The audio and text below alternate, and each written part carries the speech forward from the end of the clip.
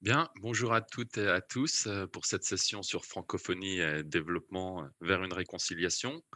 Donc, je suis Grégoire Rota Graziosi, professeur au CERDI, le Centre d'études et de recherche en développement international, basé à Clermont-Ferrand. Donc, pour cette session, nous avons Céline Carrère, professeure à Genève, spécialiste de commerce international et vice-rectrice en charge de l'interdisciplinarité.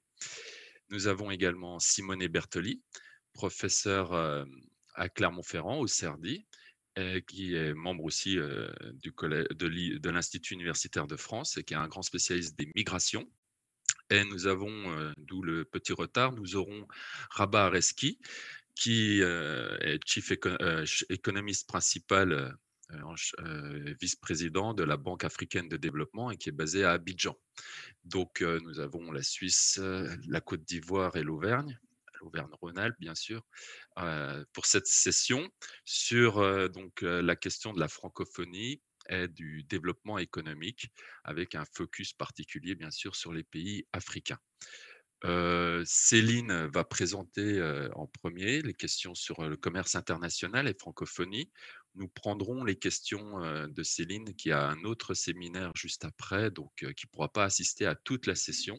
Donc n'hésitez pas à nous envoyer vos questions par SMS, comme le bandeau l'indique.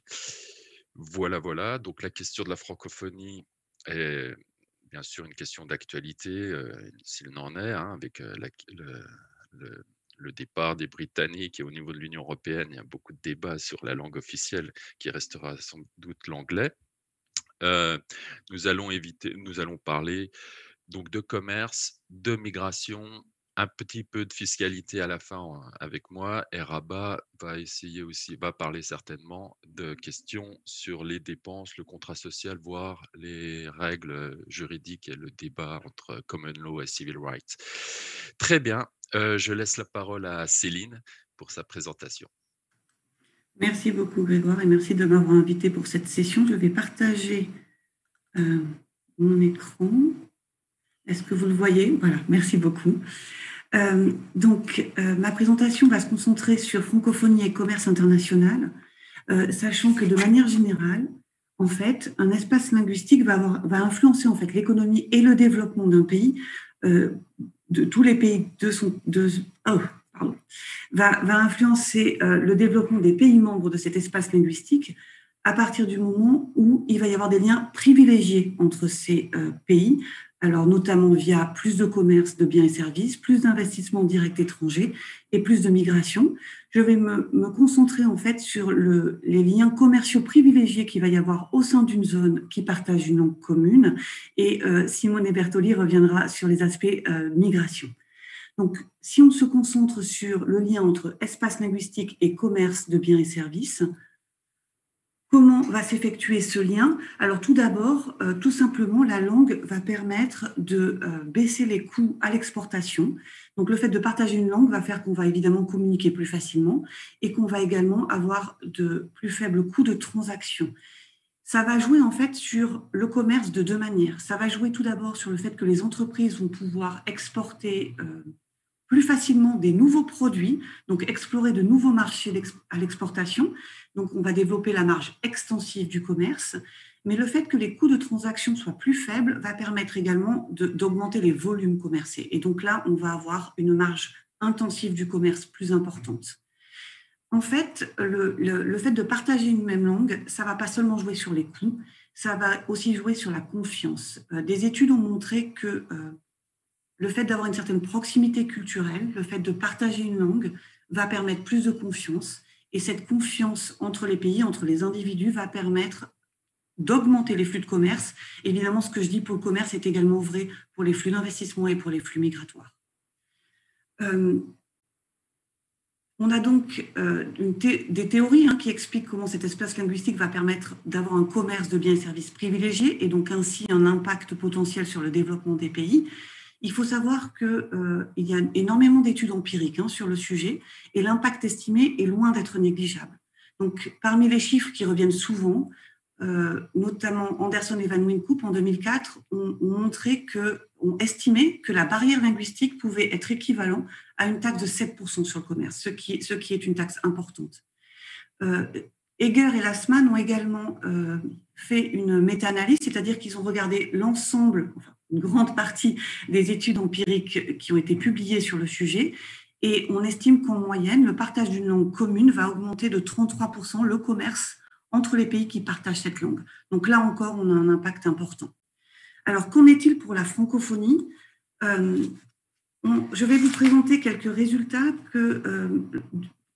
issus d'une étude en fait, que j'avais faite avec Maria Massoud, qui était doctorante à l'Université de Genève à l'époque. Et c'est une étude que nous avions faite avec le ministère des Affaires étrangères et l'OIF, l'Organisation internationale de la francophonie. L'objectif de cette étude, c'était de voir quel était le poids économique de la francophonie et notamment l'impact en termes de commerce. Et donc, la première chose à faire, évidemment, c'est de définir l'espace francophone. Il n'y a pas une définition unique, mais ce que nous avions retenu pour cet espace francophone, c'était à la fois une dimension administrative, politico-administrative, avec le fait qu'un pays qui a le français comme langue officielle est francophone, fait partie de l'espace francophone. Et on avait également retenu une deuxième dimension, qui est une dimension liée à la fraction de la population qui parle le français, et donc plutôt un critère des mots linguistiques. Et donc, on avait retenu une fraction significative, 20% de la population qui est francophone, basée sur un certain nombre de données. Et cela nous amène donc à l'espace suivant. Donc, c'est l'espace qui avait été pris en compte dans l'étude, mais encore une fois, ce n'est qu'une définition parmi d'autres. Nous avions donc ces 33 pays, dont un nombre non négligeable, évidemment, se retrouve en Afrique. Alors, quel est l'impact de cet espace francophone sur le commerce de ces pays membres ? Je vais d'abord vous montrer quelques faits stylisés sur le commerce, avant de regarder l'impact spécifique de la langue. Ce que vous pouvez voir, tout d'abord, sur le premier graphique ici, c'est que bien sûr, la valeur du commerce n'a cessé d'augmenter le commerce de l'espace francophone n'a cessé d'augmenter sur la période allant de 1995 à 2014 environ. On voit évidemment ici la contraction qui est due à la crise financière de 2008-2009. Mais ce commerce qui a fortement augmenté, ce commerce des pays francophones, a augmenté moins vite que le commerce mondial, et notamment avec l'émergence d'un certain nombre d'acteurs, comme par exemple la Chine sur la période. Et donc, ce qui fait que la part des flux commerciaux des pays de l'espace francophone sur le commerce mondial a diminué ici sur l'ensemble de la période, tant sur les exportations que sur les importations. Donc ça, c'est pour les flux agrégés de commerce des pays de l'espace francophone. Maintenant, si on regarde plus particulièrement le commerce à l'intérieur de la zone, entre pays de l'espace francophone, on voit ici cette part de commerce pour tous les produits, mais également uniquement les produits manufacturés. On voit que cette part a baissé légèrement pendant la période, mais il y a deux choses à retenir à partir de ce graphique. C'est que tout d'abord, vous voyez qu'en moyenne, c'est à peu près 14% du commerce des pays de l'espace francophone qui s'effectue entre eux. C'est une part importante. Il faut voir que l'espace francophone tel que nous l'avons défini ici, c'est à peu près 8% du PIB mondial. Donc, en fait, on a un peu un commerce quelque part disproportionné par rapport à cette production. C'est donc un commerce privilégié entre pays de l'espace francophone. L'autre point sur lequel je voudrais attirer votre attention, c'est, vous voyez ici, on voit que la part de commerce a augmenté pendant la crise financière, et je vais revenir sur ce point, il est important.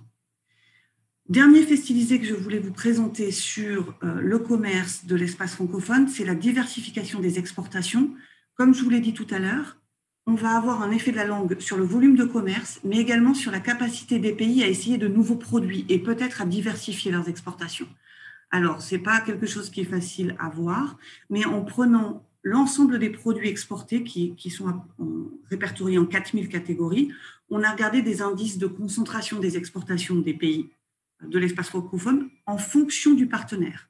Et ce qu'on voit, c'est qu'effectivement, les économies, les exportations sont un peu plus diversifiées quand elles vont vers un pays qui partage la langue, et en l'occurrence le français, que lorsque on regarde les exportations en dehors de l'espace francophone. Donc, on peut penser qu'effectivement, cet espace est un espace privilégié pour l'exportation de nouveaux produits et pour l'aide à la diversification, ce qui peut être un atout important pour un certain nombre de pays. Alors évidemment, toutes ces statistiques montrent qu'il y a un commerce privilégié entre pays francophones, mais est-ce que c'est vraiment lié au partage de la langue ? Il faut investiguer un peu plus. Pourquoi ? Parce que les pays de l'espace francophone ne partagent pas que la langue française, elles partagent également un certain nombre d'autres caractéristiques qui peuvent influencer le commerce.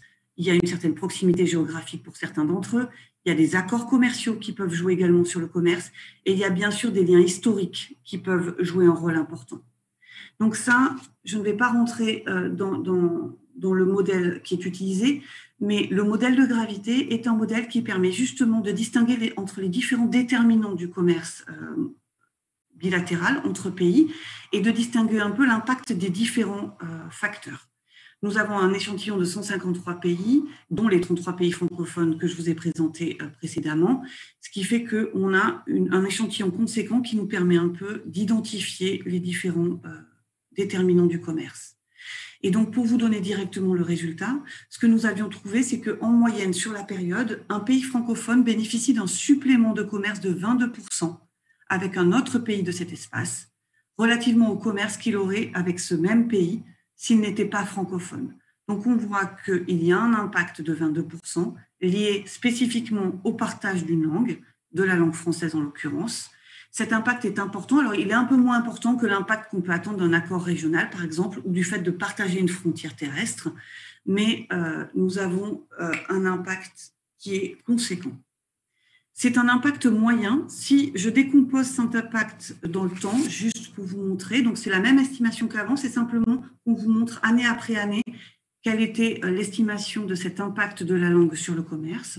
Ce que nous voyons, c'est que si on regarde la première partie du graphique, il semblerait qu'il y ait quand même une tendance à la baisse. C'est quelque chose en fait qui est connu dans la littérature empirique sur le sujet.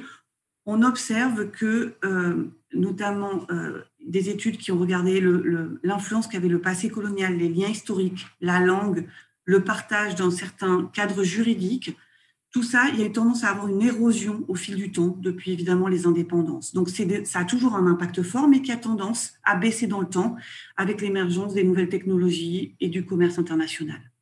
Cependant, ce qui a attiré notre attention sur ce graphique, c'est que si on s'attendait à voir que la langue joue un rôle, mais de plus en plus faible, on a été un peu surprise avec Mariam Massoud quand on a vu ces estimations de l'impact qu'il y avait pendant la crise financière et les quelques années après. C'est un impact bien plus important, qui est significativement plus important. Et donc, ce qu'il signifie, c'est qu'il semblerait que la langue ait joué un plus grand rôle sur le commerce pendant cette période de crise que pendant les années dites normales précédentes.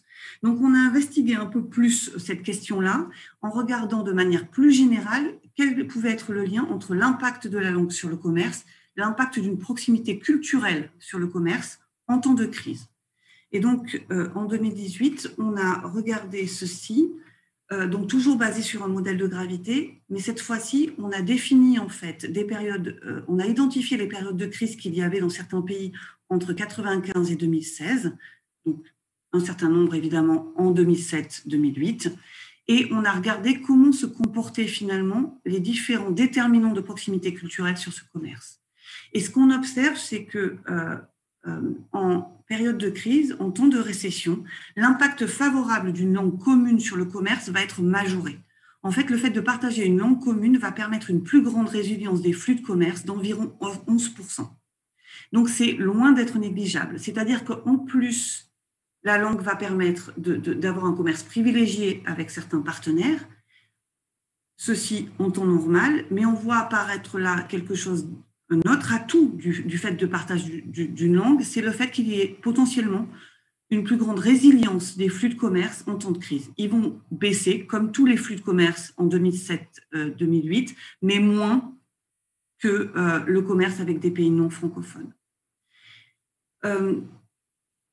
C'est un atout non négligeable, alors qui est également partagé. Si vous voyez, si les pays partagent un système légal commun, ont un passé historique ou alors partagent une religion, on voit qu'il y a des liens là qui font que ces liens, même s'ils ne sont pas forcément très importants en temps normal dans leur impact sur le commerce, vont permettre une plus grande résilience.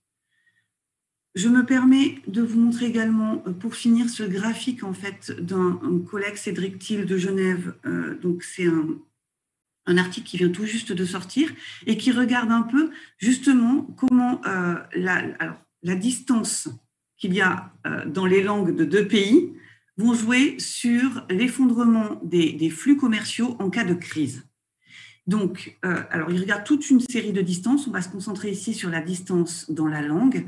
Et vous voyez que plus la distance va être importante dans les langues que parlent deux pays, plus la baisse des flux commerciaux sera importante en cas de crise. En bleu, vous avez la crise financière de 2007-2009. Et en jaune, ici, vous voyez la crise liée au Covid et la baisse des flux commerciaux qui sont liés à cette pandémie. Donc là, il s'agit de la première vague début 2020 pour cette estimation. Donc, on voit que le partage de la langue, en plus de favoriser les liens commerciaux, va permettre peut-être d'atténuer la volatilité en cas de problème. Donc, je finirai sur ces évaluations en cas de Covid. Je prends volontiers vos questions. Merci beaucoup pour votre attention. Et voilà, je mets juste les quelques références des travaux qui ont permis d'élaborer cette présentation. Merci à vous.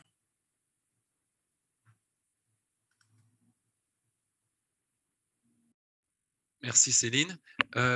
Pour l'instant, je n'ai pas de questions sur le mur. Donc, je vais passer merci, c'était très clair. Je vais passer la parole à Simonet pour l'approche de la langue et des migrations. Je reviendrai vers toi si jamais j'ai des questions après la présentation de Simonet. D'accord? Volontiers. Merci beaucoup. Merci. Je partage. Merci Grégoire. J'arrive avec mon partage. Est-ce que vous voyez mes slides? C'est bon? Non.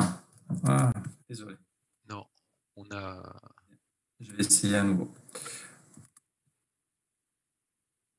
C'est bon maintenant? Oui. Parfait. Parfait. Merci beaucoup Grégoire pour m'avoir donné la parole et merci en général pour m'avoir invité à participer à cette session sur francophonie et développement. Donc, je suis ravi d'être là en ligne avec vous. Je vais faire une présentation sur les rôles des langues, du partage de la même langue et des différences linguistiques sur les flux d'immigration internationale. On part d'un constat des bases, nous sommes des économistes, donc on s'attend qu'il y ait bien entendu les principaux déterminants des flux migratoires internationaux soient les différences des revenus entre pays, des différences qui sont importantes. J'ai mis là l'image du dernier livre de Branko Milanovic, ancien économiste à la Banque mondiale, sur les inégalités mondiales. On sait bien que si on met tous les individus, toutes les personnes au monde dans la même distribution des revenus, les pays de naissance déterminent environ 66% de la variabilité, donc 2 tiers de la variabilité des revenus entre individus. Donc, les lieux de votre naissance déterminent votre position dans la distribution des revenus mondiales. Donc, on s'attendrait que dans la présence de si fortes différences des revenus, cela crée des flux de migration importants.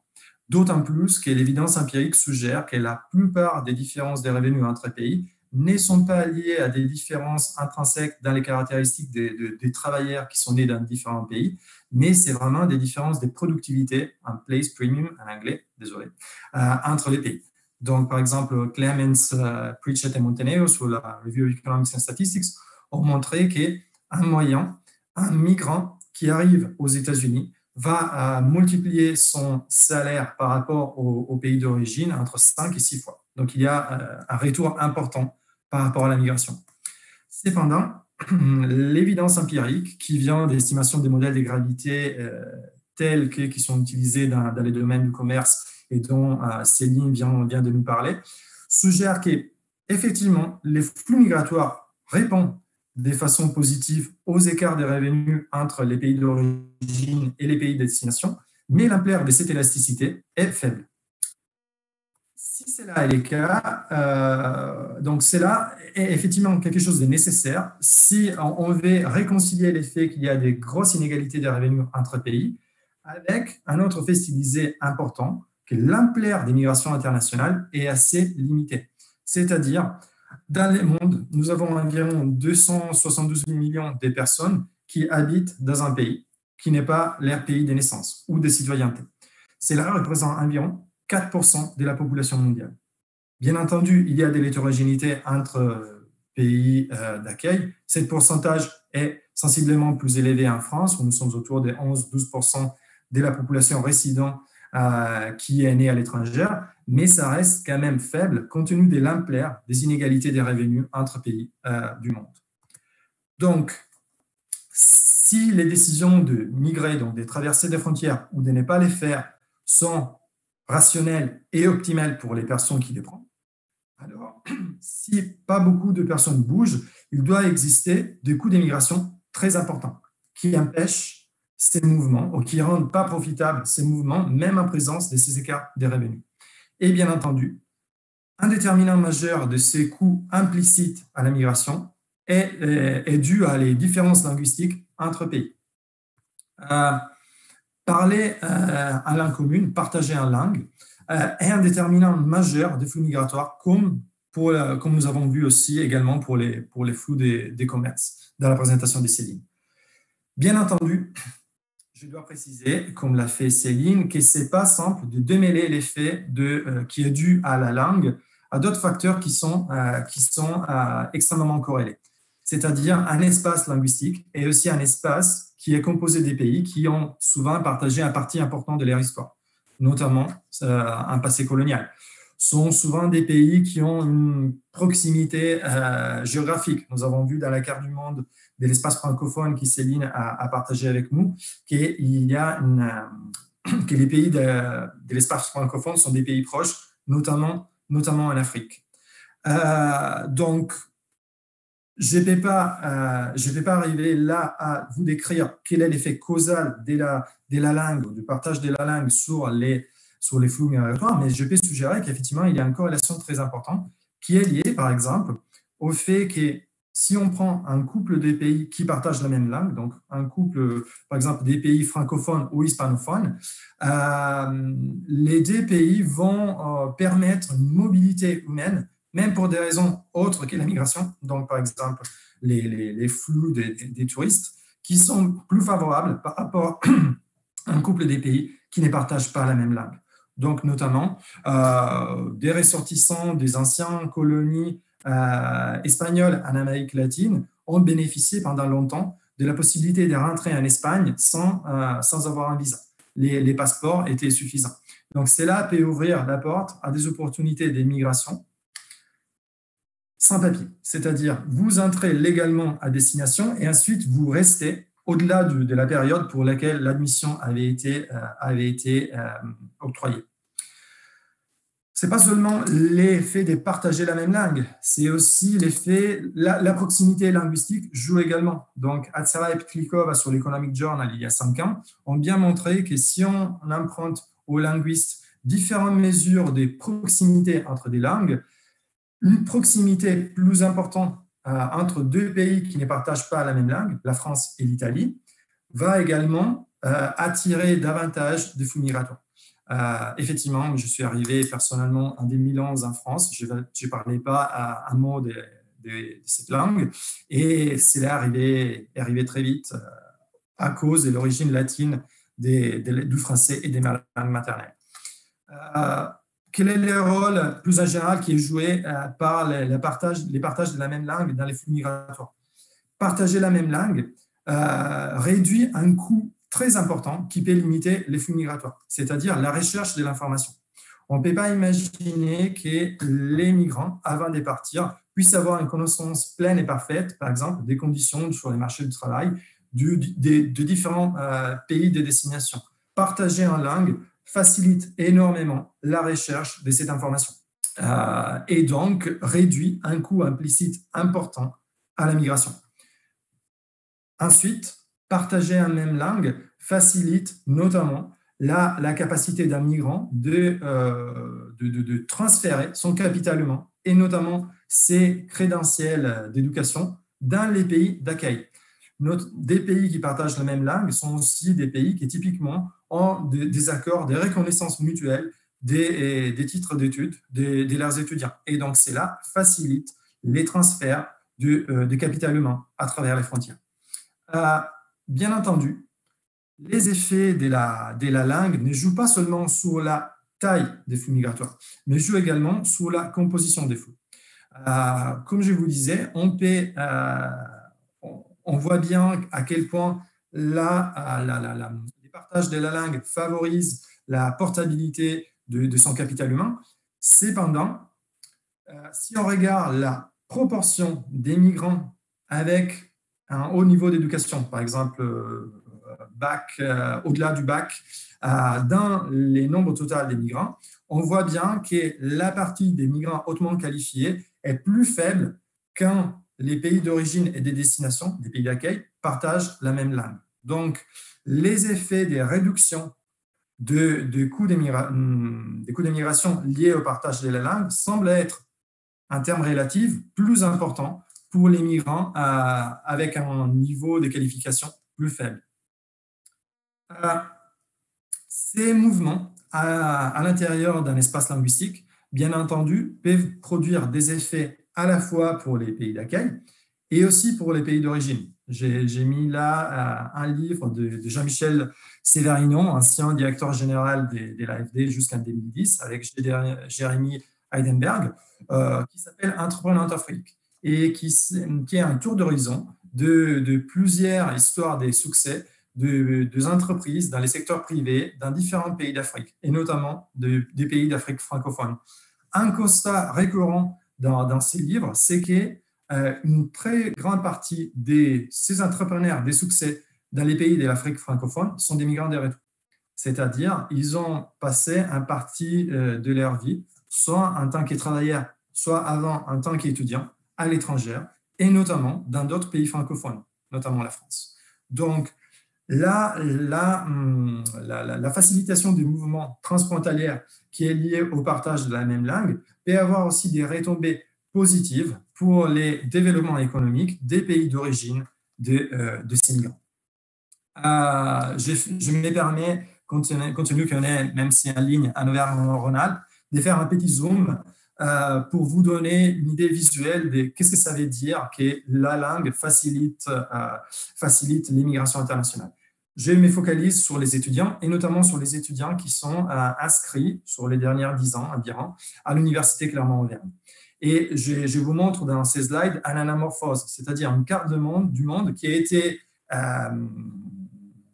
été modifiée pour donner à chaque pays une surface qui est proportionnelle au nombre de ces ressortissants qui sont inscrits dans notre université. Les Maroc, l'Algérie et le Sénégal, vous les voyez bien sur la carte, sont 3 parmi les 5 principaux pays d'origine des étudiants, licence, master et doctorat, inscrits dans notre université. Je m'étais amusé, une fois que j'avais récupéré les données individuelles de notre université, de faire tourner un petit modèle des gravités et qui suggère, c'est que des corrélations, qui est toutes choses égales par ailleurs, les nombres d'étudiants en provenance d'un pays francophone à Clermont-Ferrand est environ 7 fois plus élevé par rapport au nombre d'étudiants en provenance d'un pays non francophone. Donc, à nouveau, des impacts importants, pas seulement sur les flux d'immigration des travailleurs, mais aussi sur les flux d'immigration des étudiants. Chose qui, à nouveau, peut avoir des retombées très importantes. J'ai mis ici dans ces transparents un papier très connu d'Antonio Spilimberg, un chercheur italien au Fonds monétaire international, publié en 2009 sur l'American Economic Review, sur la relation entre étudier à l'étranger et la démocratie dans les pays d'origine. Donc, Antonio Spilimberg s'était posé la question de voir si l'effet pour certains pays d'accueil, notamment les États-Unis, mais aussi la France, d'octroyer beaucoup de bourses pour accueillir des étudiants étrangères au sein de ces universités, avait des retombées sur l'évolution démocratique des pays d'origine de ces étudiants. Et la réponse était oui. Effectivement, la mobilité d'étudiants universitaires et donc l'accueil de ces étudiants qui est favorisé par l'effet de partager la même langue est une façon pour les pays d'accueil d'exercer, à nouveau, désolé pour l'anglicisme, un soft power, c'est-à-dire une influence sur les développements de politiques, pas économiques, de ces pays d'origine. Donc, tout cela, c'était un court tour d'horizon pour vous dire la langue, les partages d'un même langue jouent fortement sur les flux migratoires. Et ces flux migratoires peuvent avoir des retombées très importantes sur les développements économiques, mais pas seulement, aussi sur l'évolution de la situation politique dans les pays d'origine de ces migrants. Merci pour votre attention. Merci Simonet. Bon, c'était très clair. Entre-temps, j'ai eu des questions pour Céline et puis on a toujours quelques difficultés à contacter Rabat avec Abidjan. Donc, je vais te passer les questions, Céline, puisque toi, tu repars dans un autre séminaire juste après. Donc, première question, c'est est-ce que quels bénéfices tirent les pays francophones africains du commerce en termes d'exportation et notamment, c'est une question d'un collègue, de Théophile, notamment dans le cadre des accords de libre-échange avec l'Union européenne qui avaient été, entre guillemets, décriés par certains. Donc, c'est une première question là-dessus. Je te donne les autres. Est-ce que tu estimes que la France réussit à exploiter correctement l'atout que présente le partage d'une langue avec certains partenaires? C'est une question d'Élodie Perry et une question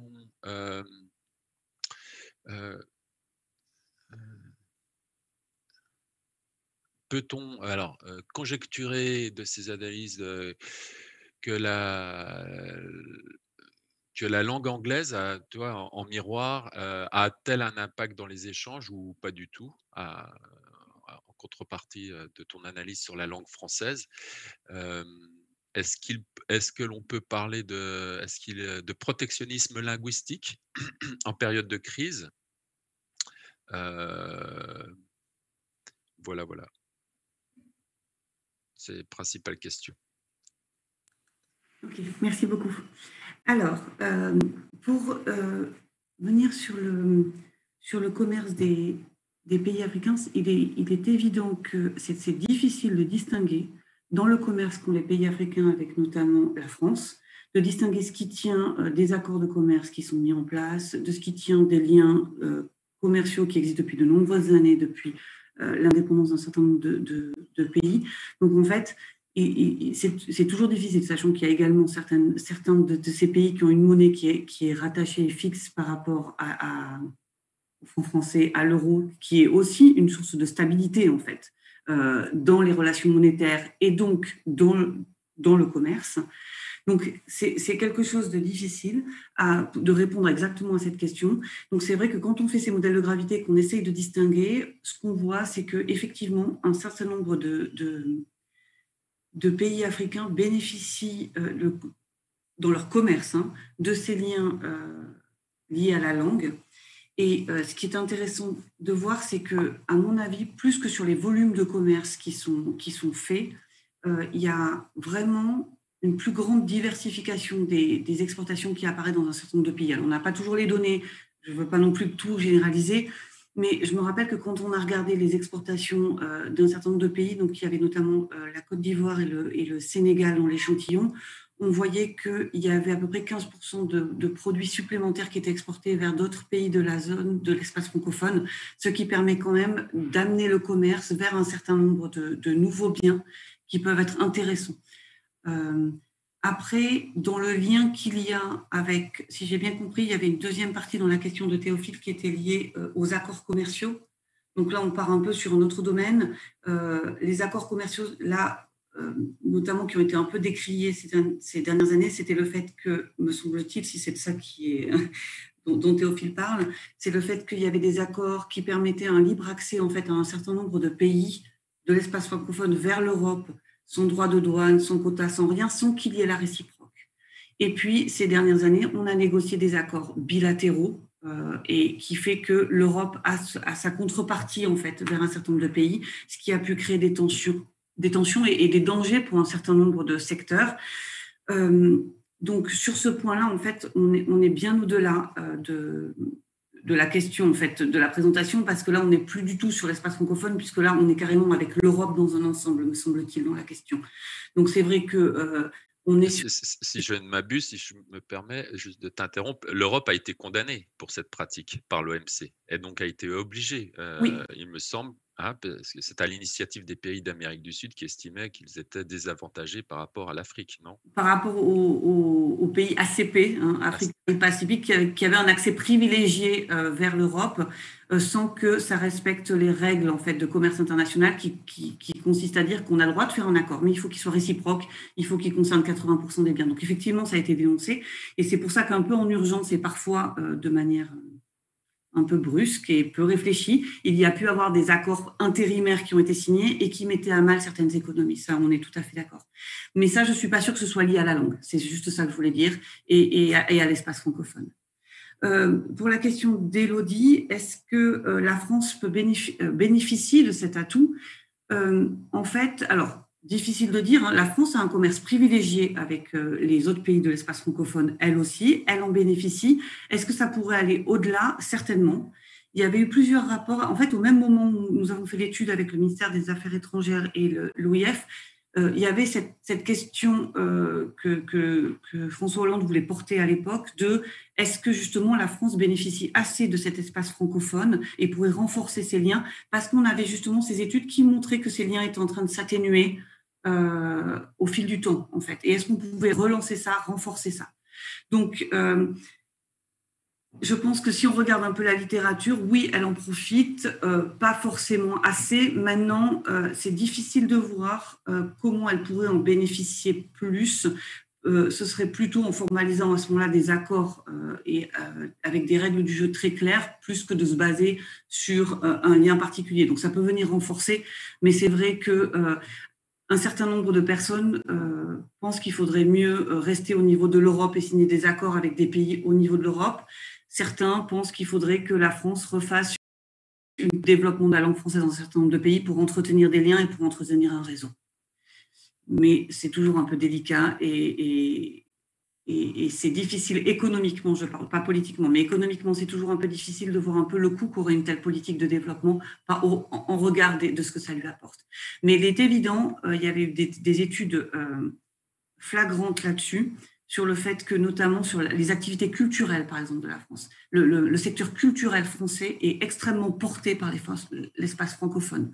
Et clairement, c'est un atout pour ce secteur-là. Maintenant, à l'échelle de toute l'économie, c'est un peu dur de répondre. En miroir, la langue anglaise, est-ce qu'on observe la même chose? Alors, on observe que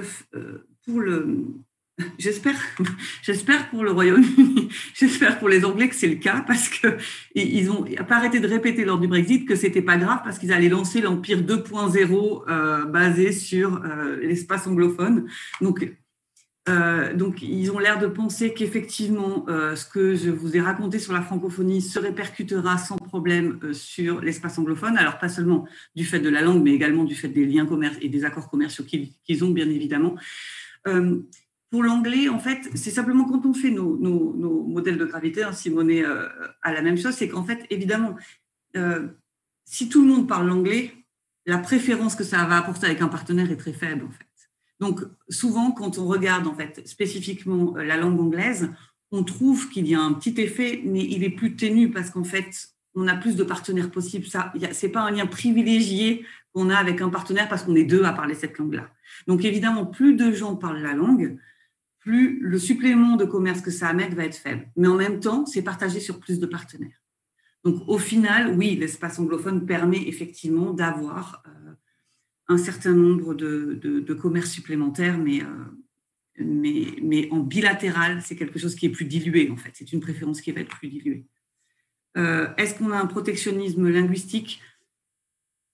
Je n'ai pas d'études, en fait, pour vraiment répondre à cette question, donc je vais répondre plus à ce que je pense.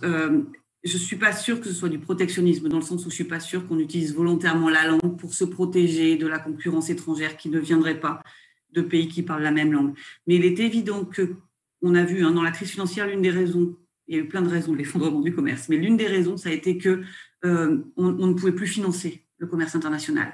Et on a vu qu'il y a eu des accords de troc ou de report de paiement qui ont pu être faits d'autant plus facilement qu'on avait une relation de confiance entre l'importateur et l'exportateur. Et on a vu que la proximité culturelle joue un rôle non négligeable sur ça. Donc, ce n'est pas du protectionnisme. Je pense que c'est simplement le fait qu'on a un lien privilégié de confiance qui permet de tenir le coup quand il y a des crises comme ça ponctuelles sévères. Voilà. Merci Céline. Merci. Bon, si tu dois nous quitter, Merci à je tous. regarde s'il y a d'autres questions. Il y a des questions pour Simonet, mais on va continuer les présentations. Donc, je pense, je vais présenter mes slides, mes transparents, le temps que Rabat Areski puisse nous joindre depuis Abidjan. Donc, je partage. Je suis connecté à Grégoire. Ah, tu es connecté? Tu veux présenter? Non, mais vas-y, tu étais bien parti là. Comme tu veux. Donc, Rabat présentera juste après. Et de toute façon, c'est lié. Alors, est-ce que c'est bon? Vous avez mon... Je vois rien, je vois plus rien. Oui, mais pas un plein écran, Greg. Voilà. C'est bon? C'est bon.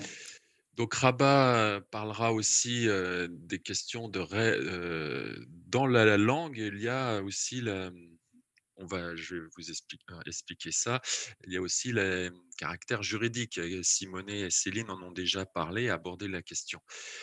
Donc, pour ma partie sera plus axée sur la fiscalité, mais la fiscalité relevant aussi de domaine du droit. Récemment, Ginsburg, il y a un très bon survey de l'analyse économique de la langue dans le Journal of Economic Literature, réalisé par Ginsburg et Weber. Des questions que l'on évacue et que l'on n'abordera pas ici dans cette session, c'est tout ce qui était la langue et la fragmentation ethno-linguistique ont été largement utilisées par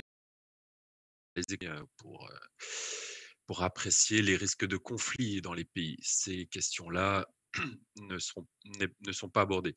Ce que l'on voulait aborder, c'est la réconciliation. Ça renvoyait aussi au titre du livre du PDG de l'AfD qui devait au départ participer à cette session et qui a commis un livre sur réconciliation exactement sur l'approche de l'économie du développement et du développement comme un moyen dans un monde multilatéral, etc., etc. Bref, donc la langue participe également à la construction d'un système juridique. Donc le système de droit et le droit des affaires, par exemple, de l'OHADA, est important. L'OHADA, ça signifie l'Organisation pour l'harmonisation en Afrique du droit des affaires. C'est éminemment francophone. Dans le cadre de la fiscalité, nous avons le Code général des impôts et celui de 62 a été repris par la plupart des pays francophones au moment de leur indépendance, avec parfois des aberrations. Alors, ces codes ont évolué ensuite dans les pays africains notamment, mais on a encore, j'y reviendrai plus tard, on a encore des incohérences, honnêtement, quand on regarde par rapport au développement économique des pays, d'avoir des codes, un code des années 60 français. L'impact des règles, alors les origines juridiques et l'impact des règles juridiques sur l'économie a été entrepris. C'est un travail important et Rabat Areski y reviendra, notamment par l'apport Schleifer, des chercheurs d'Harvard très réputés. Vous avez multitude de travaux comme la qualité des gouvernements où on va opposer le common law, donc le système juridique plutôt anglophone, anglo-saxon, common law versus civil rights. Et le civil rights, c'est le système francophone, hérité lui-même du droit romain, etc., etc. Cette approche est très importante, un impact énorme puisqu'elle a guidé notamment la grande enquête annuelle de la Banque mondiale du Doing Business, qui consiste à classer les pays, notamment en termes de facilité à création, au développement économique, à la création d'entreprises, à l'enregistrement, etc. Ce qui sort de ces analyses n'est pas très glorieux pour le monde francophone, puisque selon ces auteurs. Alors après, c'est bien débattu. Il y a des sous-entendus idéologiques qui sont très lourds et faut les prendre en compte. Mais encore une fois, ces travaux sont très, très influents. Avoir un système juridique francophone, civil rights, c'est aussi bien les Allemands, hein, les Espagnols, il n'y a pas que les Français. Mais avoir ce système juridique signifie d'avoir beaucoup plus de réglementation, d'avoir des droits de propriété moins sécurisés que le common law et d'avoir, in fine, des gouvernements beaucoup plus, enfin, sensiblement plus corrompus et moins efficaces et avoir une croissance ou un développement économique moindre. Donc c'est assez sévère, hein, ce constat. Bien sûr, je vous dis, on peut rentrer dans le détail, il y a des débats académiques sur ce sujet. On pourra au-delà du système fiscal, et du système juridique, il faut voir que la francophonie, renvoie aussi à une dimension de contrat social et le contrat social, quel est le type de contrat social que l'on souhaite? Hem À savoir, aussi bien l'aspect fiscalité que l'aspect dépenses publiques. Est-ce que l'on veut des dépenses publiques, d'un système francophone, par exemple des universités accessibles à tous, ou est-ce que ces universités doivent être privées? Pareil pour le système de santé et Rabat va parler de ça dans le cadre de la crise du covid, justement. Donc, même au-delà, le système francophone, la langue influence, hein, bien sûr le droit et l'organisation de l'espace public. Est-ce que l'on veut des administrations fiscales, par exemple, des administrations en général, des administrations notamment fiscales ou des agences? Le système d'agence est promu par le modèle anglophone et dans le cadre, par exemple, de la fiscalité, vous avez des agences de collecte, de recettes qui ne sont plus des administrations fiscales ou douanières. Donc, en Afrique, le Togo, le Burundi, des pays francophones ont adopté ce modèle d'agence. Euh, Est-ce que l'on veut une organisation centralisée, très francophone, ou une organisation plus fédérale, décentralisée? Et la Banque mondiale, dès les années 2000, a poussé pour une décentralisation face, entre guillemets, à la faillite des États centraux, à promouvoir le développement. Donc je reviens sur les questions de fiscalité. Il faut bien vous rendre compte que pour, les pays en développement, la fiscalité, depuis la fameuse conférence d'Addis Abeba sur les financements du développement durable pour ces fameux objectifs de développement durable qui ont remplacé les objectifs de développement du millénaire. Donc en août 2015, la fiscalité est la principale source de financement du développement, étant donné que l'aide au développement risque, de se contracter ou est beaucoup plus «aléatoire» entre guillemets que de la fiscalité. En plus, cette approche, de la fiscalité renvoie à un renouvellement de l'analyse économique, et au-delà, hein, à savoir que l'impôt participe à la création d'États modernes et qu'améliore la redevabilité des gouvernements vis-à-vis des gouvernants. Et donc, en améliorant leurs systèmes fiscaux, les pays en développement améliorent leurs institutions qui promeut ensuite, par un cercle vertueux, la qualité de la dépense. C'est un grand projet de l'Union européenne qui est un des plus importants bailleurs, notamment en Afrique, qui est le Collect More, Spend Better, donc collecter mieux pour mieux dépenser, avec ce cercle vertueux de la redevabilité qui passerait par l'impôt. Bon, après, tous les impôts ne sont pas équivalents, on pourra discuter, mais le Danemark, par exemple, qui est l'un des rares pays à arriver à dépasser la France en termes de pression fiscale, s'appuie essentiellement sur la fiscalité directe, donc un impôt qui nécessite une acceptation plus importante par la population que, par exemple, la fiscalité indirecte comme la taxe, la fameuse TVA, la taxe sur la valeur ajoutée.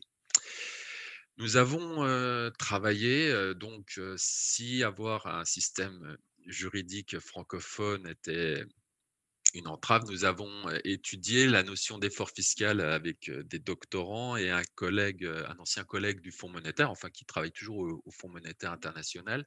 Donc nous avons constitué une base de données sur les recettes fiscales, africaines de 1980 à 2015, mais beaucoup plus détaillées que les bases fiscales, qu'elles soient du FMI, GFS ou qui est reprise par la Banque mondiale ou même des Nations unies, qui est le ICTD Wider. Donc, ce que l'on voit, ce que l'on observe, c'est qu'en général, la pression fiscale, c'est-à-dire les recettes fiscales sur PIB, sont plus élevées dans les pays anglophones que dans les pays francophones. Donc, mais que l'effort fiscal, en revanche, donc l'effort fiscal, c'est une différence entre les recettes, le potentiel de recettes prédit par une analyse empirique plus ou moins améliorée. On utilise des modèles de frontières stochastiques, par exemple, ou autres. Donc l'effort fiscal, c'est la distance entre le potentiel de recettes fiscales et les recettes réelles. Par exemple, un pays qui serait le niveau de PIB par tête, bien sûr, explique l'effort fiscal, le potentiel de recettes. Plus le pays est riche, bien sûr, plus le montant des recettes fiscales rapportées au PIB devrait être élevé. Mais vous avez aussi la taille de l'agriculture, du secteur agricole qui impacte également cet effort fiscal, puisque en général, dans la plupart des pays en développement et même développés, le secteur agricole est largement exonéré, même s'il est parfois très profitable. Mais bon, c'est des choix politiques. Donc, il apparaîtrait que l'effort fiscal est plus important dans les pays francophones qui ont hérité donc de ce système de civil right et pas common law. Et là, on vous montre, mais c'est repris dans un des papiers que nous avions publiés. On a un site en ligne avec ces bases de données originales où on montre l'évolution sur 30 ans de cet effort fiscal. Donc en bleu, vous voyez la baisse de l'effort fiscal depuis les années 80 aux années 2000, et puis ça remonte ensuite. Cette baisse s'explique essentiellement dans l'Afrique subsaharienne par une réduction des taux, un effort en termes de réduction des taux d'imposition. On avait des taux particulièrement élevés. Et également une hausse, paradoxalement, du PIB poussée par le développement du secteur des ressources naturelles, hein, les pétroles et mines, activités minières, qui s'avèrent relativement moins taxées que le reste de l'économie. Alors ça, on pourra en discuter. En orange, on a l'effort fiscal des pays francophones et en gris, vous avez l'effort fiscal des pays anglophones. Et on voit une différence qui se réduit au fil du temps. Les pays anglophones ayant entrepris des réformes drastiques, hein, notamment la plupart de ces pays ont adopté la TVA, qui était une innovation française, j'y reviendrai juste après. Et puis, ils ont reformé significativement leur administration fiscale en basculant sur un modèle d'agence de recettes qui leur permet d'avoir peut-être une gestion plus efficace de leurs inspecteurs des impôts ou de leurs douaniers. Je vais revenir sur deux impôts qui sont des héritages communs, hein. Donc l'impôt sur les bénéfices, bien sûr, qui est relativement plus important dans les pays en développement et dans les pays africains francophones en termes de recettes que dans les pays du Nord. Euh, il faut vous dire qu'en Afrique, par exemple, on a le fameux impôt minimum forfaitaire, qui est un impôt assis, qui a un minimum de perception au titre de l'impôt sur les sociétés ou de l'impôt sur les bénéfices industriels et commerciaux. Bref, c'est un minimum de perception qui est assis sur le chiffre d'affaires et qui marche et qui a toujours marché. Cet impôt est largement décrié par les tenants de la théorie de la taxation optimale, qui est héritée des Nobel Mirrlees et Diamond. Mais il faut bien vous dire que la théorie de la taxation optimale suppose une administration fiscale parfaite. Or, aujourd'hui, on considère bien sûr que les administrations fiscales sont loin d'être parfaites, qu'on a des problèmes d'optimisation, d'évasion fiscale, d'optimisation fiscale agressive, et que finalement, cet impôt sur le chiffre d'affaires n'est pas si bête, il est même voire très intelligent, et on pourrait se demander si la France ne s'est pas inspirée de l'exemple africain quand, face à la difficulté de taxer les bénéfices des GAFA, hein, ces géants du numérique, on est revenu à une taxe sur le GAFA qui ressemble au modèle africain de taxer, d'appréhender avec un pourcentage relativement faible, hein, on parle de 3%, le chiffre d'affaires de ces GAFA réalisé sur le territoire français. Donc, on retombe sur ce que pratiquent les Africains, les pays africains depuis plusieurs décennies. Bon, quand on parle d'impôt sur les bénéfices, bien sûr, il y a tout le problème de l'optimisation fiscale agressive. La langue participe là-dedans, hein, et lorsque l'on a parlé des échanges commerciaux avec Céline, on a les traités commerciaux, mais vous avez aussi les traités de non-double imposition entre des États qui répartissent le pouvoir de taxation entre deux États. La France a des traités avec la plupart de ces pays, avec la plupart des pays francophones. Est-ce que son modèle de traité est généreux ou non vis-à-vis des pays en développement? ça reste à être étudié. Il n'empêche que lorsque l'on rentre dans le détail, on voit qu'on est entre deux modèles. Le modèle OCDE pur, qui va donner plutôt le pouvoir de taxation résiduelle sur un transfert de dividendes ou d'intérêts au pays où réside le détenteur de capitaux. Donc, le modèle de l'OCDE favorise les pays riches en capitaux qui exportent leurs capitaux. Et le modèle des Nations Unies qui essayait de faire contrebalancer le modèle OCDE, qui essayait de protéger, qui s'appuyait sur le principe source, c'est-à-dire donner un pouvoir résiduel de taxation sur la sortie des capitaux, le retour des capitaux, c'est-à-dire on donnait un pouvoir résiduel au pays où travaillait le capital. C'est-à-dire que lorsque une entreprise versait les dividendes à ses actionnaires étrangers, le pays où résidait cette entreprise avait un pouvoir résiduel de taxer ou de prélever un impôt sur ce transfert, sur cette transaction internationale. Le modèle français l'autorise dans une certaine mesure, avec bien sûr une limite en termes de pourcentage. Bien, donc, l'impôt sur les bénéfices, et au-delà, bien sûr, vous avez un impôt très important en termes de recettes, et de nombre de pays qui l'ont adopté. À part les États-Unis, la plupart des pays dans le monde ont adopté la taxe sur la valeur ajoutée qui a été introduite en France. La plupart des pays africains francophones ont cette TVA. Maintenant, la question, est-ce que cette TVA est adaptée aux pays en développement? Est-ce qu'elle est justifiée? Pour certains pays, certainement, la réponse serait négative. La TVA a permis certainement une modernisation des systèmes fiscaux dans les pays en développement. Néanmoins, la TVA a été prise un peu telle qu'elle, pas dire un copier-coller, mais même si elle est adaptée, mais la TVA s'est vite avérée particulièrement complexe dans les pays africains francophones qui ont suivi de trop près le modèle français et donc qui ont introduit une multiplicité de taux pour réduire la fameuse régressivité de la TVA constatée en Europe et en France, mais qui ne s'avère pas aussi flagrante dans les pays en développement. Maintenant, on considère que la meilleure TVA, la TVA la plus efficace, c'est celle de Nouvelle-Zélande, qui est justement avec un taux unique et relativement faible et qui taxe tout. Bon, je prenais par exemple un exemple de ce fameux code des années 60 qui a été repris par les pays en développement francophone. Vous avez encore aujourd'hui des exonérations de TVA pour les tranches sociales de consommation d'eau et d'électricité, alors que dans ces pays-là, ce sont les plus riches qui sont connectés au réseau d'eau et qui bénéficient de l'électricité. Et ils bénéficient d'une exonération de TVA sur cette consommation, comme si vous aviez la même couverture qu'en France. Bon, c'est un exemple parmi d'autres d'incohérence liées notamment à la fiscalité et à la langue. Bien, je vous remercie pour votre attention. Donc maintenant, je pense qu'on va passer à Rabat. Je vais arrêter mon partage.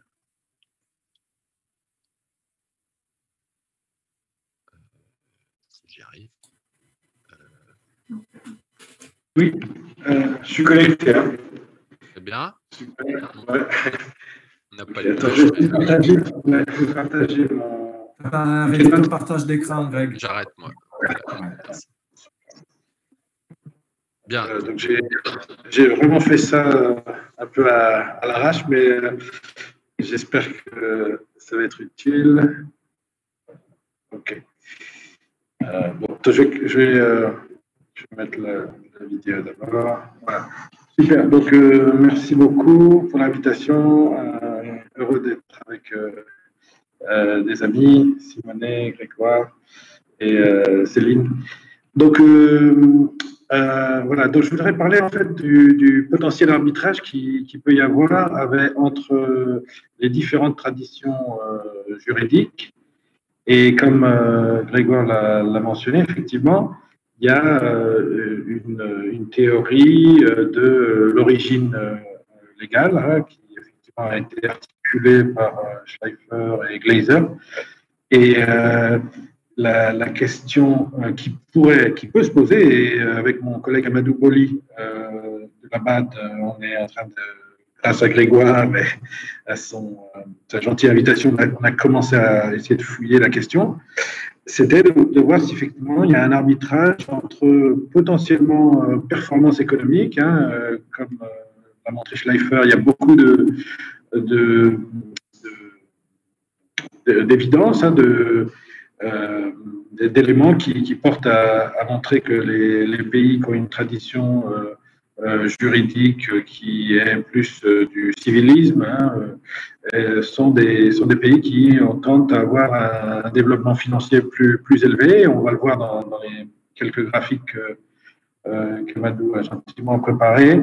On va voir aussi que lorsqu'il s'agit des IDE, des investissements directs étrangers, les pays à tradition anglaise, hein, pour faire vite, ont potentiellement recueillent plus d'IDE, ont un développement financier plus élevé. Donc la question qui peut se poser, c'est effectivement, est-ce qu'il n'y a pas... donc il y a clairement persistance dans l'héritage colonial de la tradition légale, et ça a été bien montré par les travaux précédents. Mais la question qui se pose, c'est est-ce qu'il n'y a pas un arbitrage avec les questions plus liées à l'équité, à l'État-providence, et donc réduction d'inégalités par une intervention plus grande de l'État dans le système de santé, dans cette sphère d'État-providence.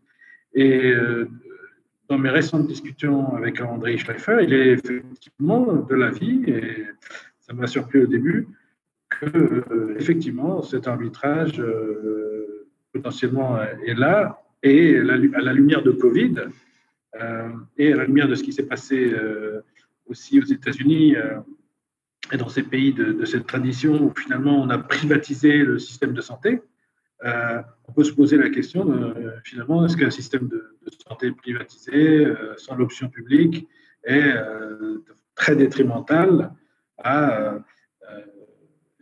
essayer justement de faire qu'il y ait coordination pour éviter les pièges de ces pandémies, parce que comme on l'a beaucoup discuté avec Grégoire, il y a ce problème des weak links. Même si vous êtes un cadre très riche aux États-Unis et que vous avez accès à une assurance privée, les sans domicile fixe qui sont, eux, contaminés parce que sans emploi, sont sans assurance privée encore, vont potentiellement, en tant que weak link, potentiellement contaminer ou faire que l'épidémie redouble ou continue. On l'a vu à Singapour où les réfugiés qui n'ont pas été bien traités dans un certain nombre qui ont été mis en isolement mais pas traités, ont contribué à cette deuxième vague. Donc finalement, la question de l'arbitrage entre État-providence, système de santé publique et performance économique se pose avec une grande acuité dans ces temps de pandémie. Et ce qu'on montre, c'est que finalement,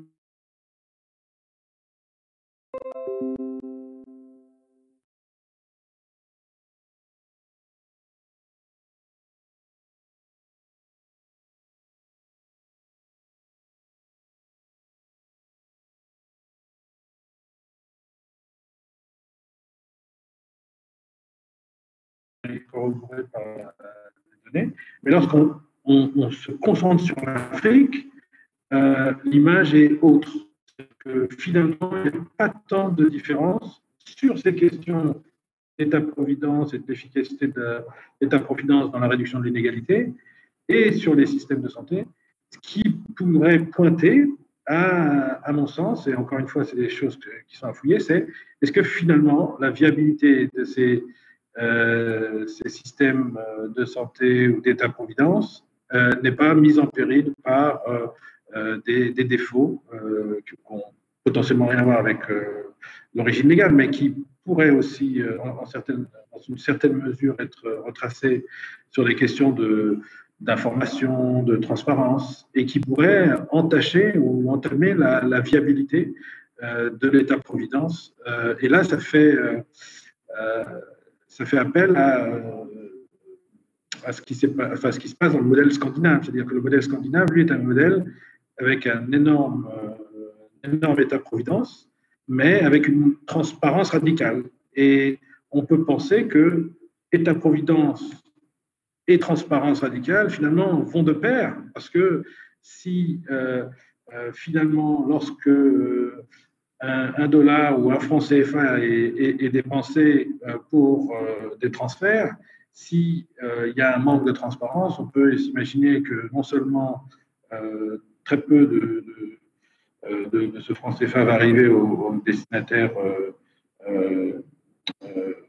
légitime, et en plus, tout ça va faire l'objet d'une grande mauvaise utilisation des fonds et une course à l'accaparation de ces fonds. Et donc, du coup, on pourrait penser que la tradition légale a un rôle important, potentiel, dans la performance économique encore, mais que finalement, l'avantage que la tradition légale civile, de droit civil, avait cet avantage sur le plan sanitaire et sur l'État-providence, mais qu'elle s'érode potentiellement à cause d'un manque de transparence. Donc, laissez-moi montrer quelques petits graphiques. Rapidement. Hein, donc, c'est vraiment très, comment dire, très préliminaire.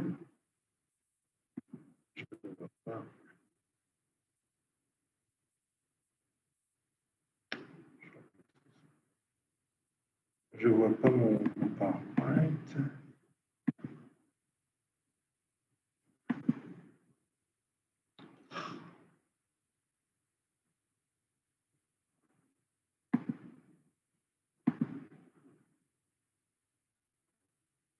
Ben, je ne le vois pas, je ne sais pas pourquoi.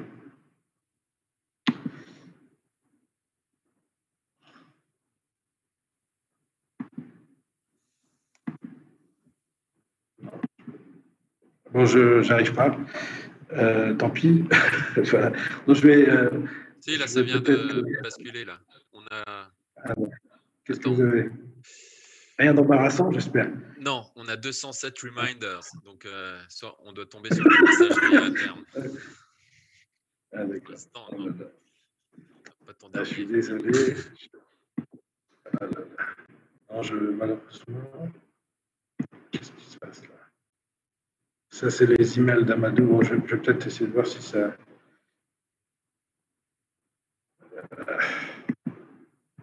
Je suis désolé, j'y arrive pas. Donc, je vais juste reprendre peut-être. Là, vous voyez quelque chose ou pas là? Oui, on voit ton mail d'Amadou. On voit ton mail avec les fichiers joints et tout.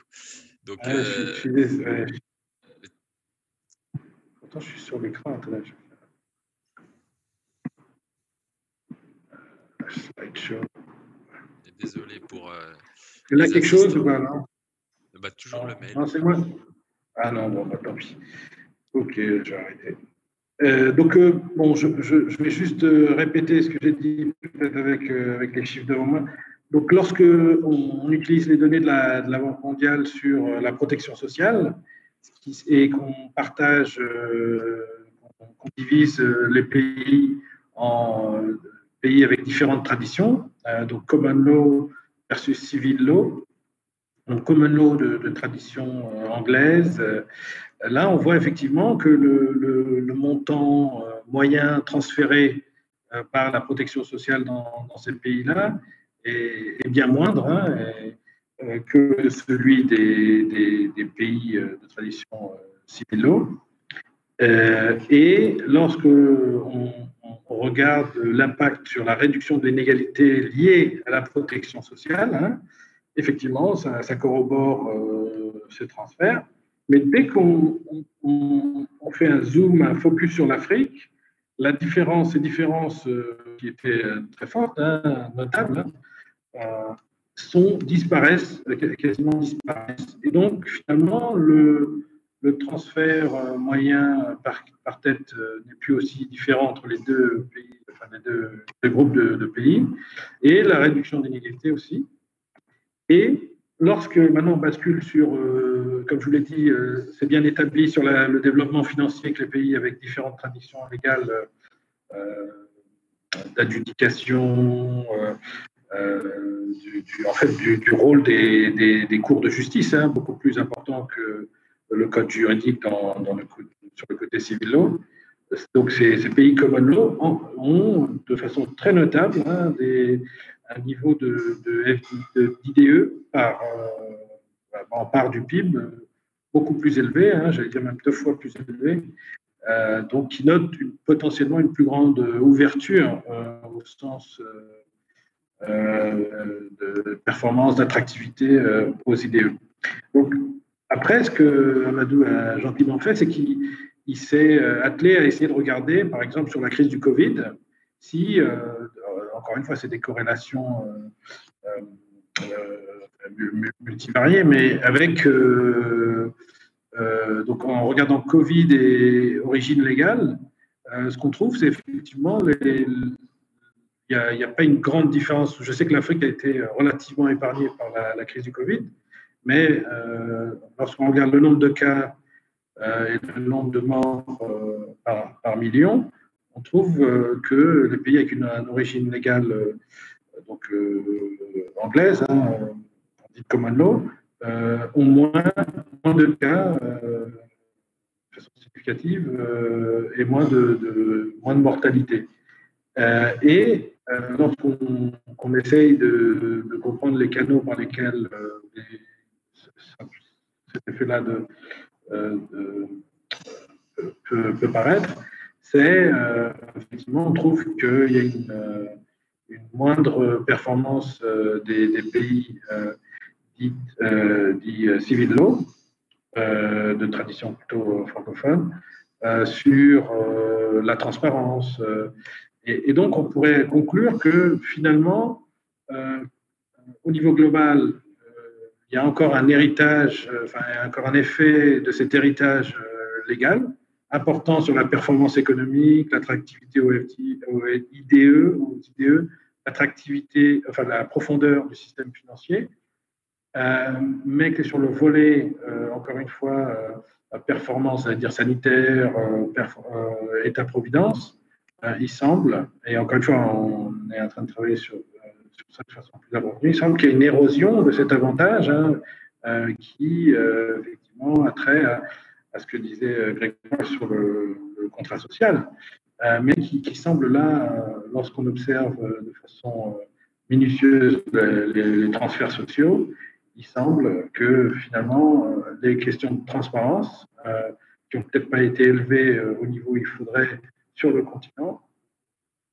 semblent causer une certaine érosion, alors que potentiellement, au niveau des couvertures médicales, hein, de l'option publique, on n'a pas encore regardé l'éducation, mais l'option publique dans l'éducation aussi, donnait de ce point de vue-là un avantage d'un point de vue de l'État-providence et plus grande réduction des inégalités. Je voudrais finir juste avec un papier qu'on est en train de finaliser avec Grégoire, qui peut apporter aussi des éléments de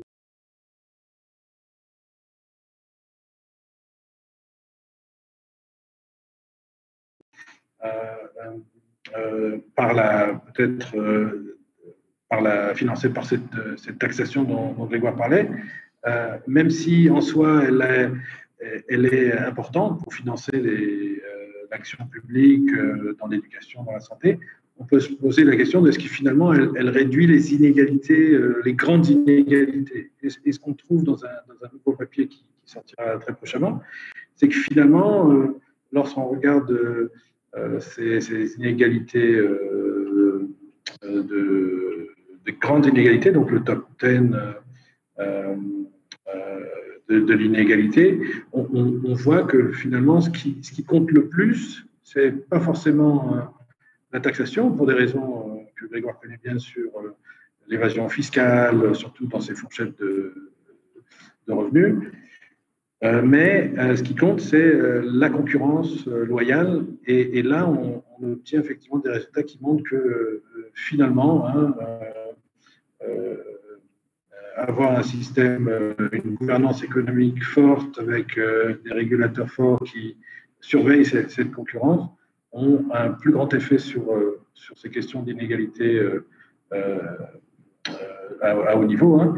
Et donc, du coup, ça pose la question effectivement d'avoir une approche équilibrée entre régulation, politique de concurrence forte et taxation, qui a bien sûr un rôle très important à jouer, aussi potentiellement d'un point de vue informationnel, comme je suis sûr que Grégoire va insister dessus. Voilà, j'espère que c'était clair. Je suis désolé pour tous les soucis techniques, mais voilà ce qu'on avait à dire, et je voudrais remercier mon collègue Amadou Boli qui est connecté.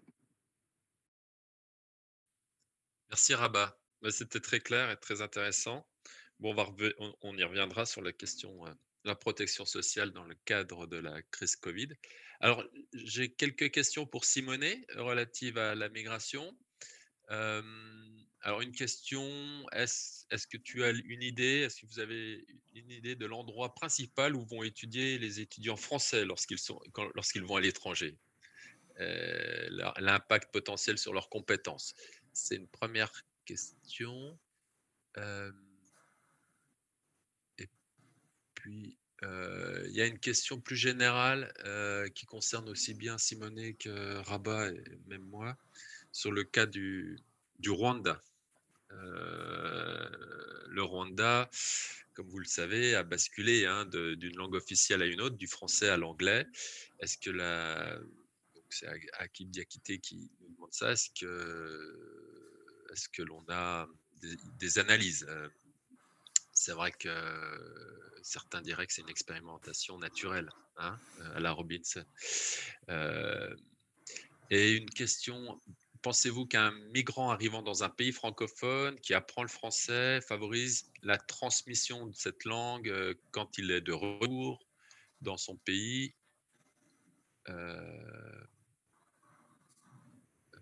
Voilà.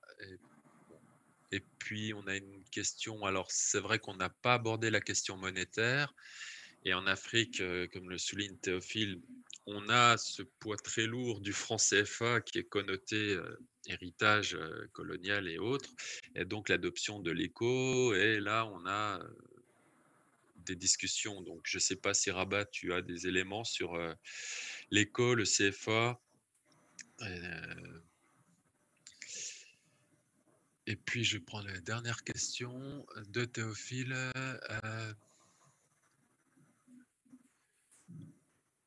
Donc, la captation, alors bon, ça renvoie à ce que tu disais, Rabat, sur le manque de transparence. L'État-providence dans les pays d'Afrique francophone et le manque de transparence, il y a une captation plus forte par les élites. Alors,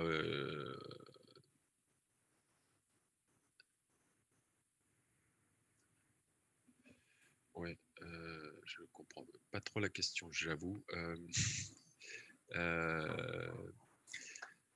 Donc, moi, la question que j'aurais à Rabat, mais on en a déjà discuté un peu, mais autant que ce soit un peu public. On a la question, tu soulignes bien sûr que les pays de common law, donc anglo-saxons, ont un développement financier plus élevé, plus important. C'est aussi eux, entre guillemets, qui ont inventé les paradis fiscaux. Tu le sais très bien. Enfin, tu sais très bien ce que j'en pense, même si on a des exemples francophones de paradis fiscaux, avec certaines principautés. Donc, un développement financier. Donc, bon, je pense que le cas du Rwanda est un bon exemple. Qu'est-ce que tu en penses? Mais on va d'abord laisser Simonet répondre sur les questions de migration. Alors, sur la question d'immigration, concernant les principaux pays de destination des étudiants français qui vont étudier à l'étranger, je ne connais pas les données dans les détails, mais sûrement cela varie beaucoup en fonction du niveau d'études. C'est-à-dire, à niveau licence, il y a surtout une mobilité intra-européenne, dans les cadres du programme Erasmus notamment. Dès qu'on passe plutôt au niveau master et doctorat, des destinations extra-européennes et non francophones vont émerger, c'est-à-dire notamment les États-Unis et les Canada. Les Canada, un parti dans le Québec, un parti aussi dans la partie anglophone. On le voit bien aussi parmi nos étudiants d'origine africaine qui vont partir étudier au Canada. Donc, disons que plus les niveaux d'études est élevé et moins l'effet de la distance et du partage de la langue devient important et plus les flux vont s'éloigner de l'origine. Par rapport au cas du Rwanda, je reviens sur une distinction importante qu'a fait Céline pendant sa présentation. On peut à la fois utiliser des critères de jure, c'est-à-dire regardant les textes sur les partages dans la langue officielle, mais on peut aussi regarder des critères de facto, c'est-à-dire quelle est la partie de la population d'un pays qui parle la même langue, qui parle les français. Donc, disons, un changement juridique n'impacte pas la réalité démographique dans la langue. Plutôt, je pense, il peut y avoir des répercussions sur tous les autres facteurs qui sont corrélés avec la langue. C'est-à-dire, je ne serais pas surpris si d'autres pays francophones, notamment la France, vont durcir, disons, les conditions auxquelles les ressortissants rwandais, ou plutôt que les marchandises, sont laissés entrer dans leur espace politique. Bien entendu, la migration vers la France de quelqu'un qui ne vient pas d'un pays francophone est un outil de diffusion de la connaissance de la langue. Et donc aussi des répercussions vers les pays d'origine. Diffusion de la langue et aussi de la culture française, parce que souvent sont des immigrés qui apprennent les français, qui jouent les rôles des traducteurs de beaucoup des livres, d'ouvrages qui sont ensuite aussi publiés dans leur pays d'origine dans une langue différente. Donc oui, l'arrivée d'immigrés non francophones est bien entendu un facteur de rayonnement important de la langue et plus en général de la culture française. Je m'arrête là, Greg. Merci Simonet. Rabat? Oui, non, les questions étaient super.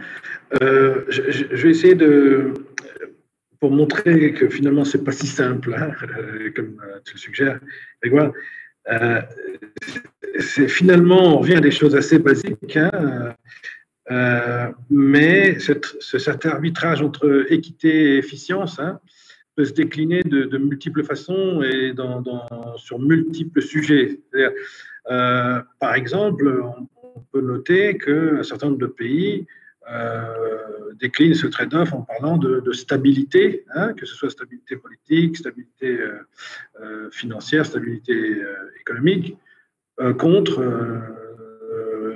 les performances économiques, où là on prendrait tous les risques. Et donc, par exemple, sur le taux de change, il est évident que beaucoup de pays dans la zone francophone, même s'ils en ont hérité aussi, sont souvent, les leaders sont souvent à mettre en avant la question de la stabilité de la monnaie, stabilité de l'économie, et alors que les pays d'héritage plutôt anglophones, eux ont effectivement pour la plupart des taux de change flexibles, avec potentiellement des fluctuations beaucoup plus importantes qui effectivement peuvent toucher, fluctuations de taux de change peuvent toucher les PME qui ont moins les moyens de faire face à ces fluctuations importantes. La question du niveau du taux de change est, à mon avis, la question qui se pose dans la plus grande urgence, hein, pas forcément celle du fixe versus flexible,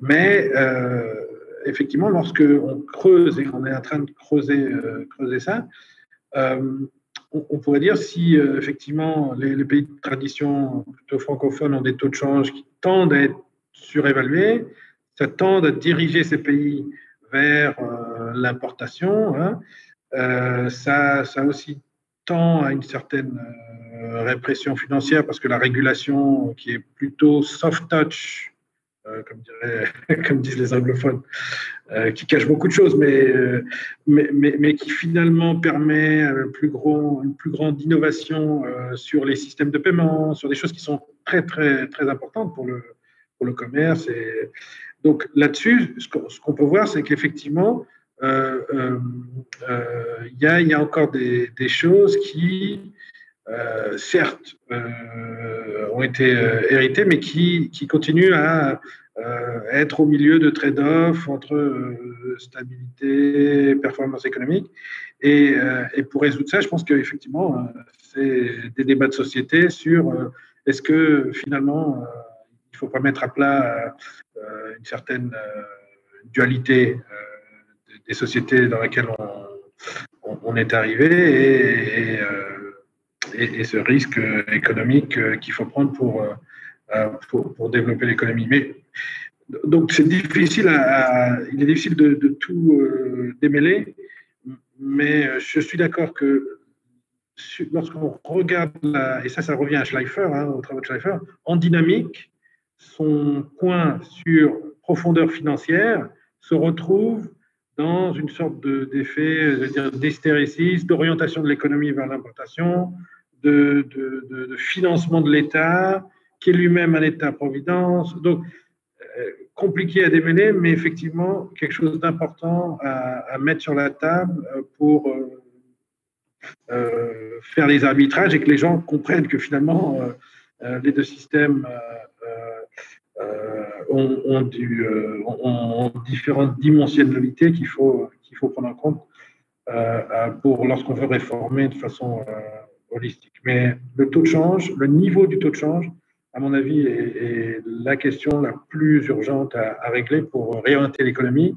Mais encore une fois, ce n'est pas si simple. Changer le taux de change sans des politiques de concurrence fortes, sans, comme on l'a vu dans le passé, ne redémarreront pas l'économie. Donc, c'est des choses assez profondes qu'il faut, encore une fois, mettre à plat et comprendre les complémentarités entre les politiques pour avoir un effet qui ne soit pas juste de se concentrer et pas que les problèmes de collusion, de monopolisation de l'économie, de taxation sont complémentaires à toute intervention sur le taux de change. Donc, j'espère qu'il n'y aura pas d'espoir déçu quand on introduira une autre monnaie.